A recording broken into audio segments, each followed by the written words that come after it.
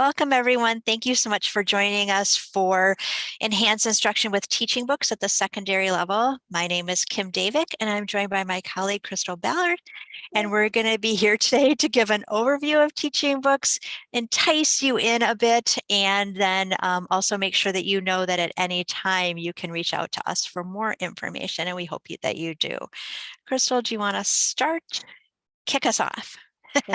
Kick us off right here. And what we're first just going to do is have you listen to a resource that we have here on Teaching Books, just to give you an idea of what we will be exploring today. Then we'll kind of dive into some of the details and get you logged in before we start exploring even more. So I'm just typing in the name of a title, which is Firekeeper's Daughter, and I'm going to select it here. The resource we want to show you off the bat is this Meet the Author recording, which it's just like a book talk, but the author is book talking their book. So you really get to hear the background and inspiration for the creation of the story. And it really helps you, your readers, anybody who wants to read this book, connect a little deeper to it. Aneen, hello, I'm Angeline Bully, and I'm the author of Firekeeper's Daughter. I was inspired to write Firekeeper's Daughter because I feel so strongly about representation in books for children and teens. Growing up, I had never read a book that featured a Native American main character until I was a senior in high school. And then that book had really problematic representation, and it really perpetuated stereotypes. And every child, every teen deserves to feel seen in the pages of a book. Pause it. Oh, looks like we need to mute. Hang on one second. Let me make sure we have everybody muted. So this is just one example of what we call Meet the Author recording. I always say it's a book talk. It's just such a better book talk than I could do because the author book talks their book. Now this can be translated depending on the needs of your readers. We have the option to translate. You can select a language up here. If you have an Arabic population, this will translate into Arabic. You can also go back to show original. We also have the option to turn on dark mode. So if that helps some of your readers as well, you can show to select that so that the dark mode is turned on. And then another feature we also have is the ability to share any resource, and any reader or community member or whoever you want to share with will have direct access to the resource without having to log in. And you can do that by selecting this red share arrow here, and our sharing options will pop up. You can see right at the top, there's the option to share with full site exploration or this resource only. If you share with full site exploration, when you share either a link or maybe a QR code that will show you, it would go exactly to this page, and then your readers would have the ability to then explore more. But if you share and do this resource only, it will give you a link or any of the other options as well. And when you copy this in, you'll see that there isn't the option to explore further. So depending on the lesson you're doing, the time constraints you might have, or the needs of the learners that you're working with, you can choose which way you would prefer to have it for them. And that way they can either explore or just listen to this one resource. The other sharing options, again, here's our share arrow. We just looked at the link. We do have some printable options. If you are interested in a shelf talker, if you're interested in making maybe a space a little more interactive, you can print a shelf talker. There's a QR code that your readers can scan, and it takes them straight to that resource as well. And you can also see some other printable options, as well as there are digital platform sharing options for Google Classroom. You can embed or email, any of those options that you can see there as well. Krista, I think that those are two perfect examples of the premise behind teaching books. So about 22 years ago, our founder was working in a children's bookstore while he was getting his advanced degree at the University of Wisconsin-Madison. And he discovered how magical it was when children could hear directly from an author or an illustrator right when they were thinking about a book or learning more about a book. And so that's basically what we do. Every day we interview authors and illustrators to hear about their backstory, their inspiration. And the goal then is to be able to share with anyone at the moment they're reading a book, because how will that impact the reading of that title?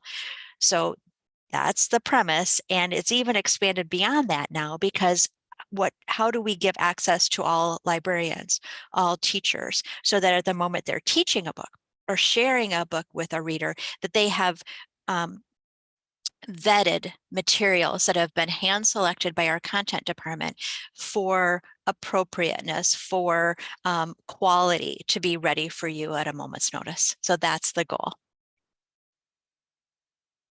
So what we want to do now is get into some of the details. I said we get into the details, then we're going to explore a couple more resources. So details as in logging in.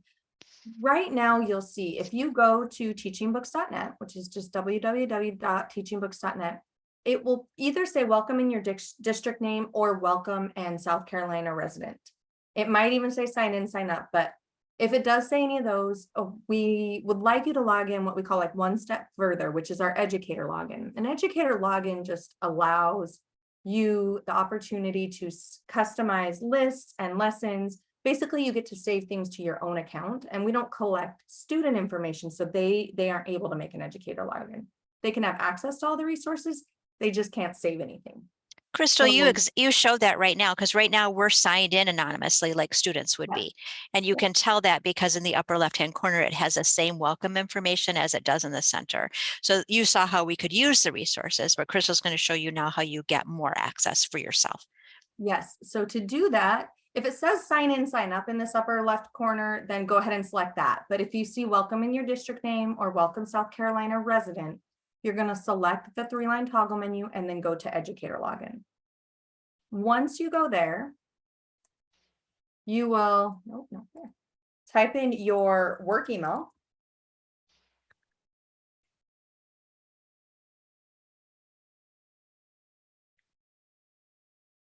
And if you have ever signed into TeachingBooks before, it will prompt you for a password.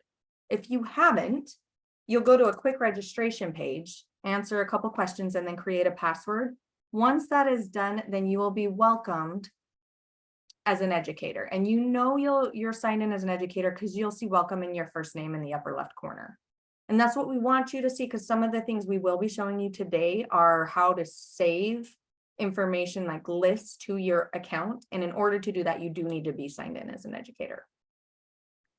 So let's go ahead and dive into some more resources. Let's explore a little more. So if you are new to TeachingBooks, you can discover some new things. If you have used TeachingBooks before, I hope that, I'm pretty sure most of these are newer. Well, some of these are newer resources. So hopefully these will be new things for you to see as well. So what I'm going to do again is just search for a title, and I'm going to do Santiago's Road Home. And it should start searching for the title. It's being a little slow today. There we go. There we go. And it's right here on the left. We'll select it here. And this is what a title page on TeachingBooks looks like. You'll see title and author information. If there is a related edition like Spanish, or there might be graphic novel, anything like that, that will show up, as well as series, a book annotation, and then a summary of resources. So you can see that this title has 22 total resources. What I want to show you today is the video book reading, and the video book reading done by the author. I love these book readings that are done by the authors because I feel like your readers really get an idea of the intended voice for maybe different characters in the book, or maybe just the main character, but they really get to hear what the intended voice for those characters are. So let's listen to a little bit of this. Hi, I'm Alexandra Diaz, and today I'm going to read to you the prologue of my upcoming book, Santiago's Road Home.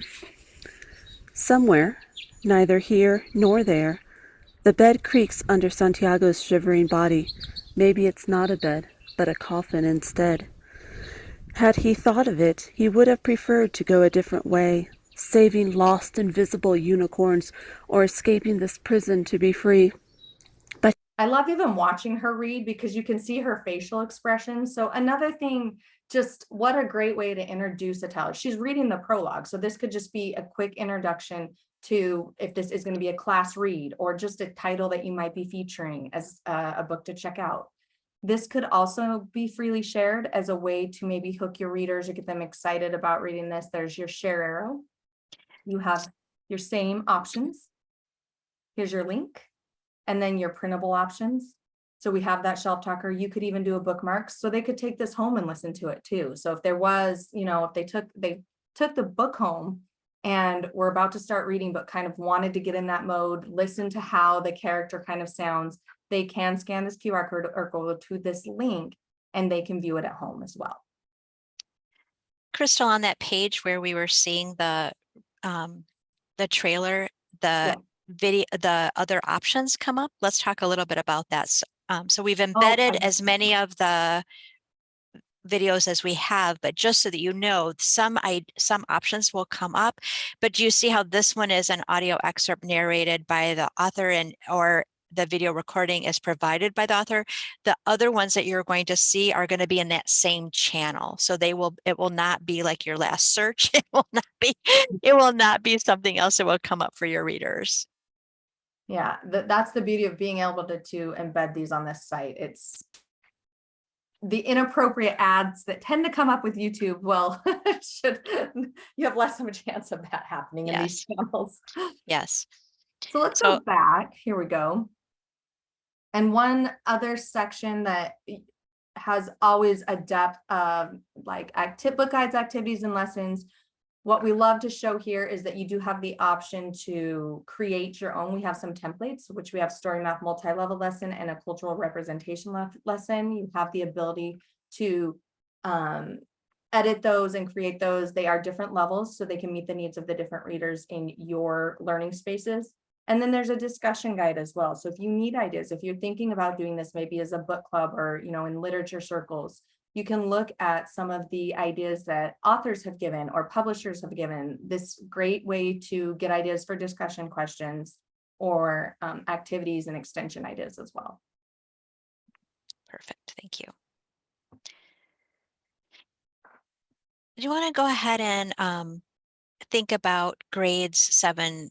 So let's look at Romeo and Juliet for an example. Yeah, we had to put a classic on here too.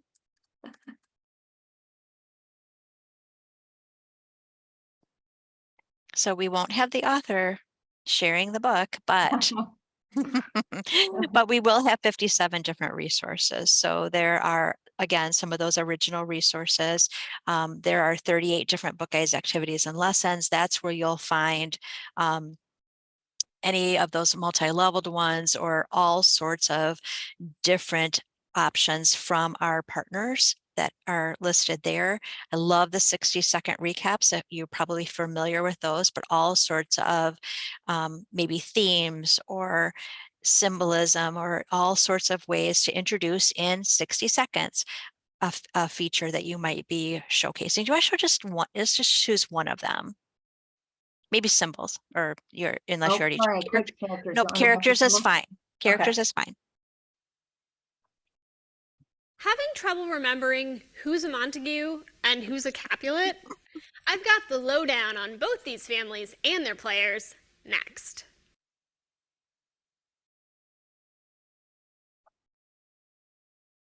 First, a memory trick. All the main characters who are Montagues have names that end with vowel combinations, just like the name Montague. Romeo, Benvolio, Mercutio. Easy, right? Same thing for the Capulets. All the main characters who are Capulets have names that end with consonants, just like the name Capulet. Juliet and Tybalt. See? On to the characters themselves. You know main characters Romeo and Juliet. They're very young and very passionate. Their speeches are filled with flowery language. And their decisions about love? They're not particularly well thought out. Quite a contrast to their parents, who are measured and controlled. Speaking of contrast, two other characters to remember are Mercutio and Tybalt. Think of Mercutio as the guy who keeps everyone honest. His sarcasm plays against the grandeur and loftiness of the other characters' speeches. Tybalt is the hot-blooded one, the one whose hot-bloodedness is contrasted with Capulet's measured behavior in Act 1. Now remember that, because we'll be talking more about the importance of these contrasts in Recap 8. I just love those. She does such a great job of And I learned from them too. I I always do learn too. from them. The other part about that is I didn't know the Capulet and the vowels and the consonants. Oh, If you scroll down to, let's go ahead and just while we're here, let's look at the complete book reading. So TeachingBooks is a database of resources for the books you're teaching. We do not have the books. We're not an ebook site. Resources for all those books that you are teaching. However, that being said, we do have some complete book readings, about just under 2,500 of them. And when we have them for these 712 titles that made by Lit2Go especially, they're really useful. So let's go ahead and pop in. It opens up to something that looks like a table of contents.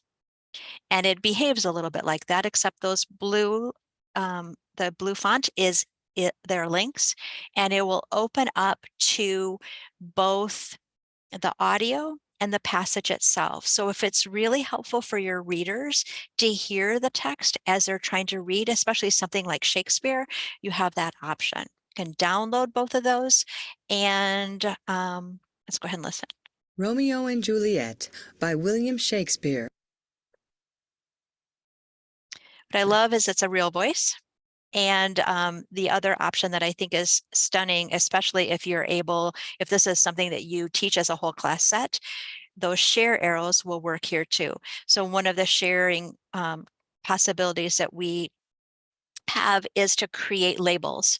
So if you wanted, you could have a label with the link to that complete book reading right inside every book. So when your readers got home, they can open that up at the secondary level. They most likely have their phones, and so they could listen while they're reading.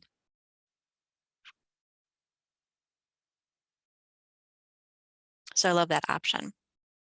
yeah, especially at home, right? I mean, they can use it anywhere. So that's, Yeah, let's go ahead, Crystal, and hit browse. And so you in browse can see all of the different collections to start the search. We chose three particular titles where we just dove right in.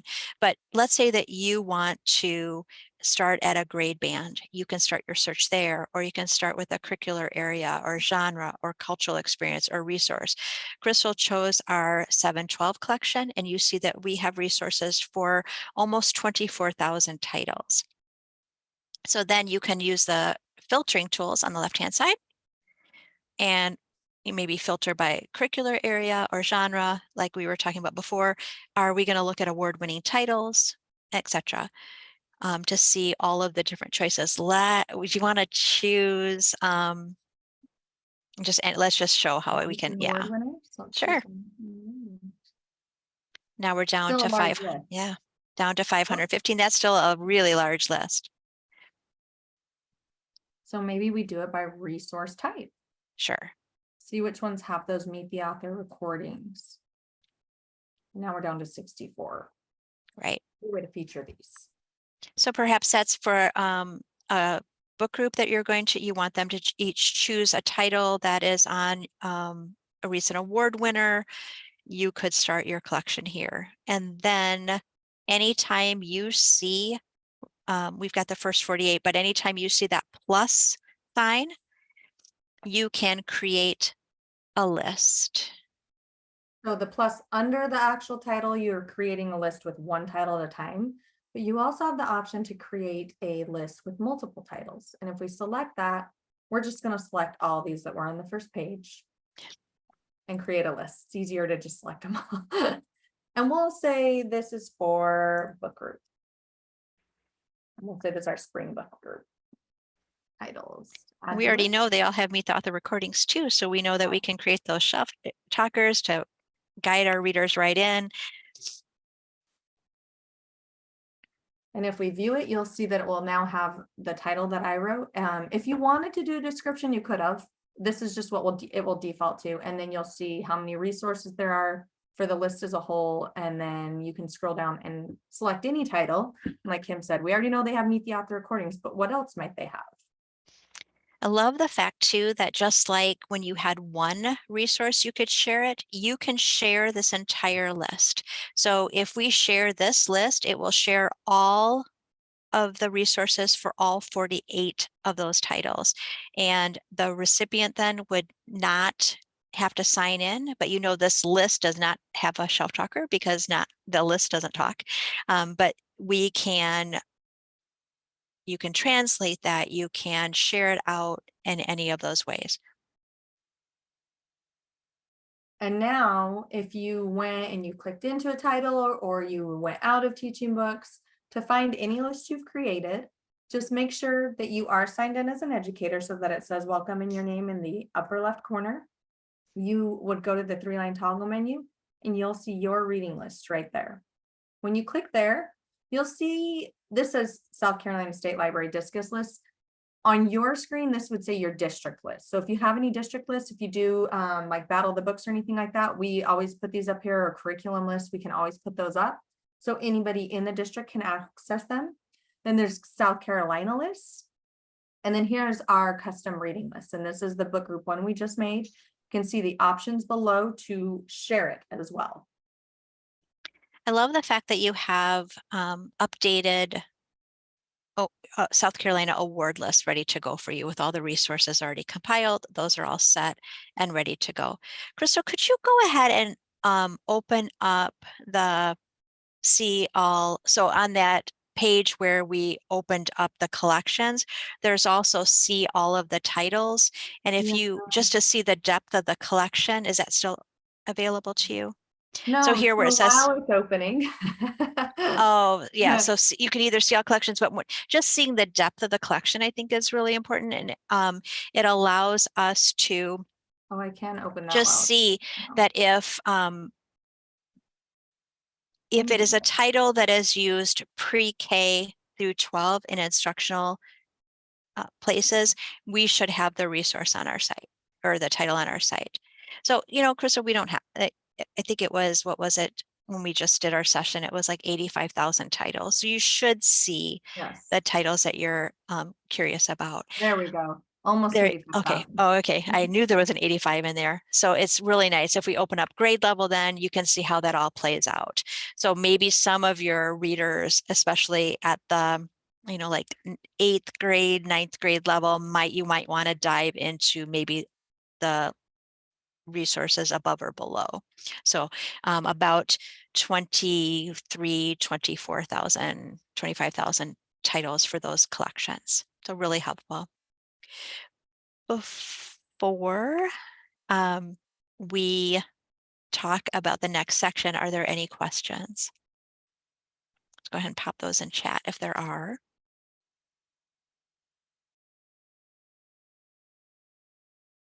Okay, we'll watch that, but let's go ahead, Crystal, let's go over to For Educators. And you want to go ahead and describe a little bit about teaching ideas? Yes, so Teaching Ideas really is just a place to get ideas for teaching. I mean, we have jumping off points for discussions, kind of bell ringers, ideas for lesson extensions, and you can come here to get ideas like for timely topics. You see here, those are ideas for titles to use or feature for celebrations during different months. So they're kind of themed ideas. If we open up Women's History Month, you can see the depth of resources and ideas that have been vetted to help support and maybe extending instruction if you are featuring Women's History Month, or even just doing a display for Women's History Month. You can get ideas for resources to link to for those displays. You can share with those QR codes. Well, and up at the top of that page too, all of those pages will have a share arrow. So if you want to share those with your colleagues, feel free. Those are there ready to go. If you want to include any of that text into a newsletter that you're sending home to families, please do. Everything here is, you have the ability to share and use in any way that you'd like. And that's under For Educators and Teaching Ideas. And these, like I said, these are the ideas for resources you can use for themes during different months. But we also have ready to use ideas. If we select Insight from Authors, these really can be used in any kind of lesson, but they'd be great for transition time, bell ringers, mini lessons, lesson extensions. If we open up something like Authors Inspire Us, you can see you could share this digitally or have this printed and maybe left on tables or desks, set up for literature circles, anything like that. But basically your readers will scan these QR codes and be taken to the author talking about their book.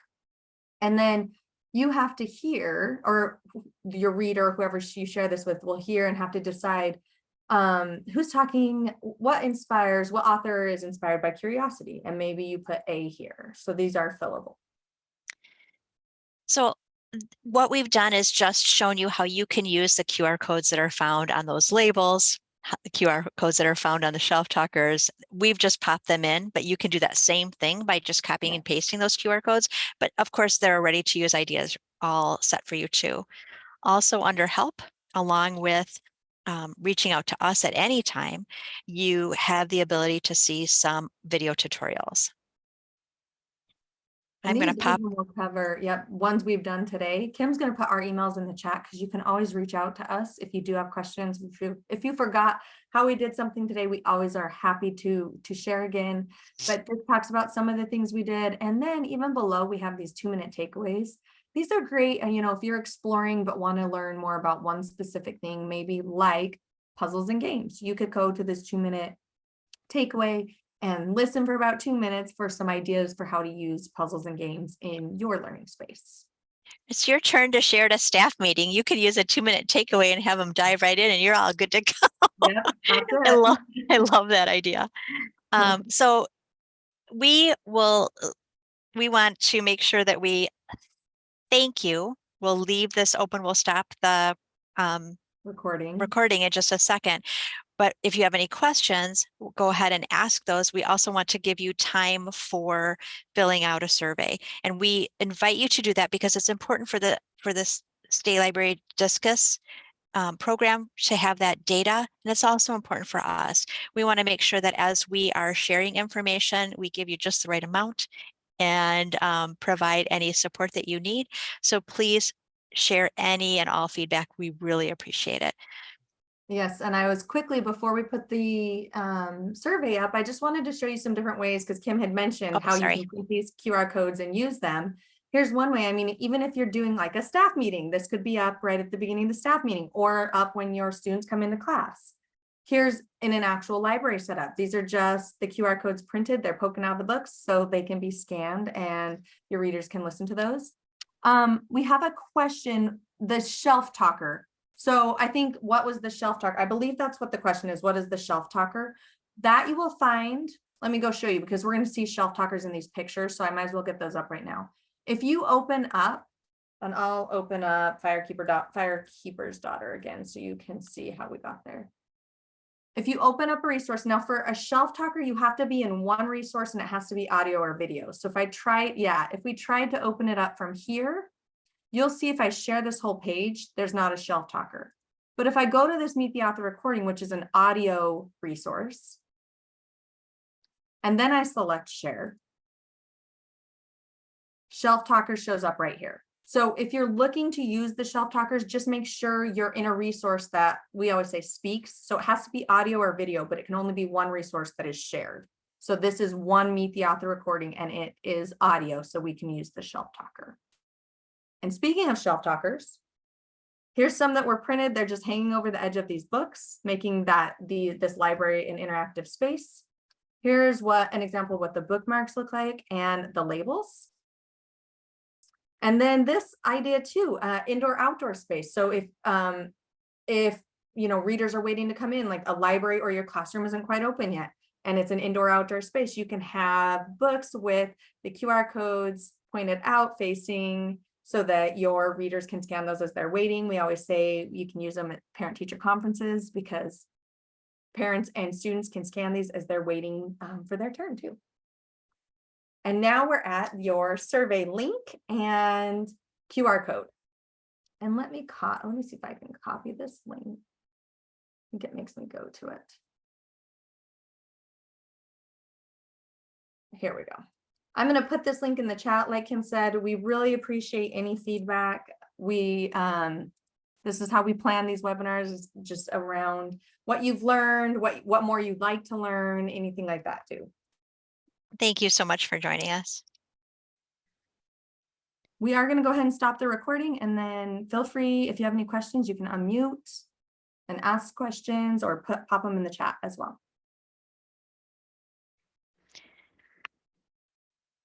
It's acting up, Crystal. It's not letting me stop it.